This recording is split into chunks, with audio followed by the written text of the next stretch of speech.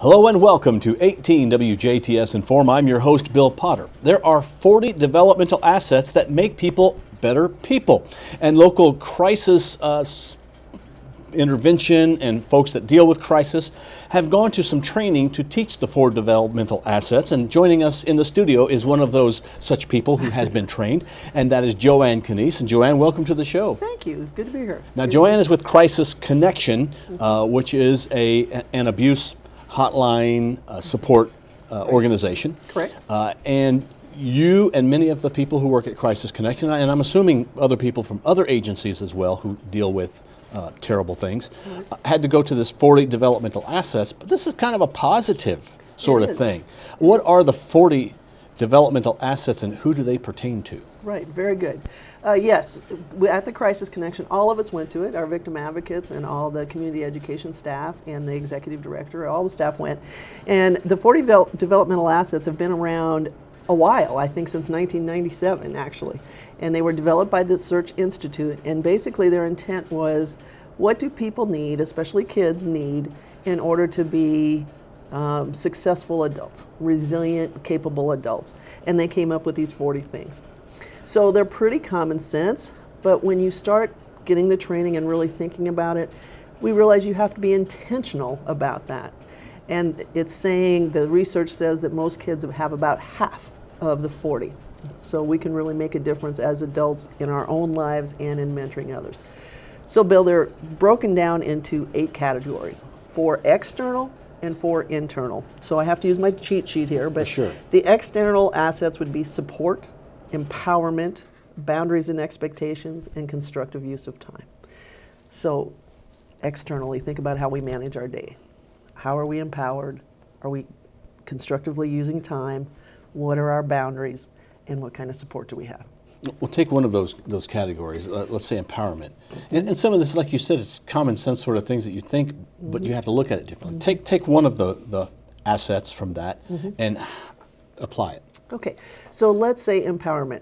So let's say in our case, your family is living with domestic violence. Pretty terrible thing, right? So you feel pretty disempowered by being either the children in that household exposed to it, or maybe if the woman's the victim, disempowered, and even sometimes the perpetrator, because the perpetrator in that case, maybe the man, the dad, might be feeling he's trying to get power, but he's doing it in the wrong ways. So the assets would say, okay, to empower the kids, let's say, what can they do in their time to feel like they're doing good, to feel like they're of benefit? So it could be simply something as simple as service, volunteering somewhere. The mom could say, okay, I feel awful that my family's in this situation. What could I do? Well, I could teach the kids how to cook, a simple meal. And the dad could say, okay, I want to stop this behavior. I want to learn how to do something differently and take back personal power and leave the power with his family so that they all would be autonomous. And then there are internal. Now these are external forces that play a part. Correct. Some of those you can't necessarily control as easily, but internally I would assume is things that I do for myself. Very good. And so the 4 categories for that are commitment to learning, positive values, social competency, and positive identity. So just think of commitment to learning. So like you said, other people went to the training with us. The training was sponsored by the Indiana Youth Institute. And we had a lady come down, Allison from Monroe County. And in Bloomington, they call it the Asset Building Coalition. It's a common language with that. So she came down and she trained Crisis Connection, the public library, librarians were there, TRICAPS, Healthy Family staff was there, Early Head Start staff was there. We had some daycare providers, Hummingbird Daycare Center came. So we're really kind of excited about the collaboration. But just the commitment to learning, reading books alone can be a huge thing. So there are some books that are just really asset rich. And so let's say the library just has reading programs where you can read the books yourselves or share the books with the children just by reading aloud. They found out there until the end of December, there's a link where online, with all the technology that the state libraries, the books can read aloud online for you. So let's say even if you have English as a second language, or you're just a busy working parent and don't have time to sit down and read, you can read the book online out loud.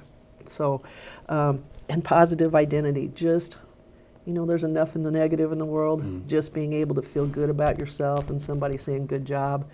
And it goes with the growth mindset. So instead of saying, Bill, I'm really proud of you, you're really good at math, to say, hey, Bill, you should be proud of yourself because you figured out that math problem. So kind of giving that positive identity in the growth mindset instead of a fixed, oh, I'm not good at math or I'm not good at English, just that growth mindset that maybe I haven't learned it yet, but by applying these assets, I can. I think we tend to look at things negatively, and we look at the don't, the no, the can't, where this is kind of a shift in the paradigm, trying to get people to think differently. Absolutely. Positively. Absolutely. That's got to be difficult to get, because now people have to shift how they think. Right, yeah. And, I had that question with, well, what does this have to do with sexual assault and domestic violence? Well, that's a negative. So what can we do as a society, what can we do as a community to make it positive? Well, you can make a difference in your personal life and other people's life just by being positive. I don't know who the Jasper Rocks people are that are out there, but they've come up with a little rock and they put it out with a smiley face. That alone makes people all excited when they get the little rock on their doorstep. So that's a positive asset. That's creating a safe, nurturing, stable environment. That's actually a term, SSNREs, to create a safe environment, a nurturing environment, somehow making it as stable as you can. So yeah, I'm sure the Optimist Club would probably join up with this as well, to just trying to flip that mindset, yeah. Now this is really just a list of assets. It's not really a plan. Nope. Is that right? That's so correct. Now it's up to all your entities to go, this is how we use it? Absolutely. How do you plan to implement the 40 developmental assets? Right. Well, at Crisis Connection, we've been very fortunate to partner with schools. We go to a variety of schools talking to kids starting in kindergarten all the way up to senior and high school about healthy relationships, anti-bullying, sexual harassment prevention, that type of thing. So we're going to tie in the assets with the curriculum to prove that it's evidence informed, because the Search Institute has proven that it works if kids have these assets. So like the library probably will put stickers in their books. This is an asset-rich book. So reading this, find out more by going to whatever. There's a parenting website called parentfurther.com, and you literally just interact with it, and it gives you a list of things you can do to improve where you might need to, and to keep going, soar with your strengths, if you will. So wherever you're at, mentors, obviously, they have some official mentors with a big brother and a little, but anybody can be a mentor. Just acknowledging a child and helping them deal with stress and telling them that you're here for them, and just being there as a listening. Anybody can do that. So they are already listing on their website some tips for the day. In 2017, we're working on creating a calendar for the month that every day will list something you can do. Very positive, positive. forward, okay. Yep. So we'll put that out there every month. Leanne Burke is helping us with that, so that should be rolled out. Our Natural Helpers program, which is a peer mentoring program, they use lollipops, and they call them positive pops, and so just literally passing out lollipops and giving people compliments. They started doing that at the high school level. So simple things, the small things that can make a big difference. Well, you mentioned the small things, and we have a public service announcement that will be airing on 18 WJTS that you're providing us with. And let's watch that PSA right now, and we'll come back and talk some more. Sometimes I see things that people don't think I notice, but I do.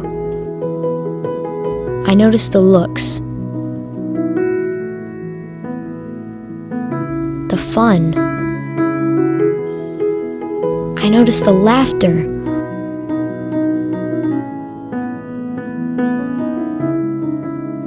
I notice the love, the support from friends, and the support from family.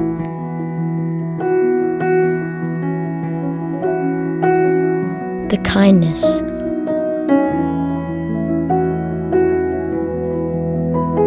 The compassion. care for others. I notice all these things, these little moments every day. And I hope someday someone notices these things in me too.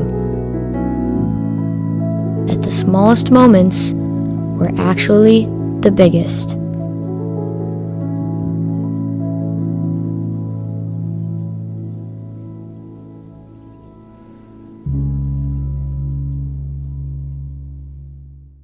You've been watching a public service announcement called Small Moments. You'll be seeing it more here on 18 WJTS. And we're talking with Joan Knies with Crisis Connection. And you do really good work in a really awful world sometimes, but there are positives, and that's what this 40 developmental assets is about. Absolutely. And I hope that small moments, the Indiana Coalition Against Domestic Violence developed that PSA and with the hashtag small moments. And we hope to now during 2017 ask the public, okay, who are people that made small moments in your life, and thank them. I can think of Girl Scouts in my life. I had some Girl Scout leaders that just took the time to make sure that I was empowered and could take challenges and that type of thing. And I'm very grateful for their influence on my life. I'm not sure I've ever told them that. So that would be a small moment that we could reach out and thank somebody. And beyond that, make sure that you create your own small moment. That's right. In some way. Compliment somebody, reach out and help somebody who's having some difficulty. Yes. And you can do things like that. And if you want more information, contact Crisis Connection. Absolutely. So Yes. I guess, sometimes we think of Crisis Connection at the last minute, that's who you call. But I guess we could call ahead of time and say, I saw this show and I was wondering what are some things I can do. That would be wonderful. We would love to see businesses and organizations pick up on this. And Jasper High School is doing something called Rachel's Challenge. This just ties beautifully in with that. So absolutely contact us and let's be proactive in making a difference and creating those safe environments for our families. Obviously, good things are going on in the community. Joan Knies, thank you for coming in. Joan is with Crisis Connection, and if you'd like to find out more, they have a website that you can visit. You also can make donations if you would like to help Crisis Connection in doing their good work. Hopefully, you'll never need their work, but they are there should you need it. Joan, thank you very much for joining us. Thank you, Bill. Thanks for having me. Do a small thing to help somebody feel better. Thank you for watching WJTS in.form. We're local people watching local people.